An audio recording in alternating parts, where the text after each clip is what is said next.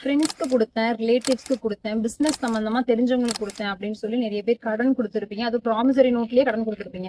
But அப்படி கொடுத்தும் நீங்க லீகல் கான்சிக்வன்சஸ் ஃபேஸ் பண்ற மாதிரி இருக்கும். ஸோ ஃபர்ஸ்ட் ஆஃப் ஆல் நீங்க முக்கியமா தெரிஞ்சுக்க வேண்டியது, ப்ராமிசரி நோட் அதாவது ப்ரோ நோட் அதுல நீங்க எழுதி சைன் பண்ணி கொடுக்கும்போது, ஒரு கடனா உங்களுக்கு கொடுக்கும்போது எந்த இதெல்லாம் லீகலா அது வேலிட் ஆகும், லீகலா வேலிட் ஆகாது அப்படின்றத நீங்க ஃபர்ஸ்ட் தெரிஞ்சுக்கணும்.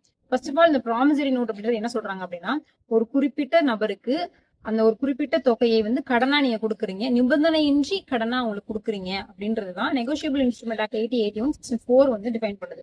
ஸோ ஆக்சுவலி இந்த ப்ராமிசரி நோட் அப்படின்றது வந்து பாத்தீங்கன்னா, ஒருத்தவங்களுக்கு கொடுக்குறீங்க அப்படின்னா கண்டிப்பா அதுல வந்து ஸ்டாம்ப் இருக்கிற மாதிரி மேக் ஷூர் பண்ணிக்கோங்க. பிகாஸ் லீகல் கான்சிக்வன்சஸ் வரும்போது ஸ்டாம்ப் இல்ல அப்படின்னா அது வேலிட் ஆகாது.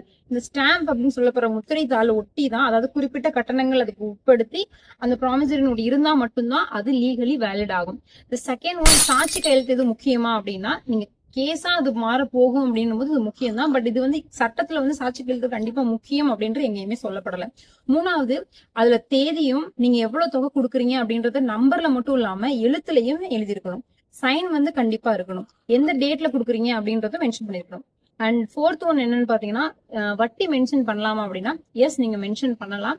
பட் நீங்க மென்ஷன் பண்ற வட்டி அப்படின்றது வந்து சட்டத்திற்கு புறம்பா இல்லாத வட்டியா இருக்கும். அதாவது அதிக வட்டி மென்ஷன் பண்ணாம சட்டத்துக்கு உட்பட்ட அது எவ்வளவு வட்டிக்கு நீங்க கொடுக்குறீங்க அப்படின்றது அதையும் நீங்க ப்ரோ நோட்ல மென்ஷன் பண்ணணும். ஸோ இதெல்லாம் நீங்க மென்ஷன் பண்ணி இதெல்லாம் கரெக்டா இருந்தா மட்டும்தான் ப்ராமிசரி நோட் ரிலேட்டடா உங்களுக்கு ஏதாவது இஷ்யூஸ் வந்துச்சு அப்படின்னா நீங்க கோர்ட்டு கேஸ் எடுத்துட்டு போக முடியும். அது வந்து ஒரு வேலிடா இருக்கும்.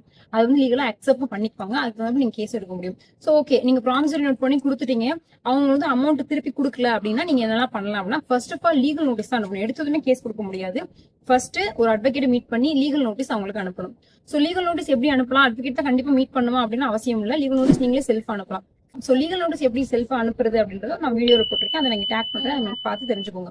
சோ ஒன்ஸ் லீகல் நோட்டீஸ் அனுப்புனதுக்கு அப்புறம் செகண்ட் ஒன், அதுக்கப்புறம் அவங்க ப்ராப்பரா அவங்க ரெஸ்பான்ஸ் பண்ணல அப்படின்னா அதை நீங்க கோர்ட்டு கேஸ் நீங்க எடுத்துட்டு போகலாம். சோ நான் சொல்ற இந்த டாக்குமெண்ட்ஸ், நான் சொல்ற இந்த பாயிண்ட்ஸ்லாம் நீங்க மேக் ஷூர் பண்ணிட்டு ப்ராமிசரி நோட்டை நீங்க கொடுங்க.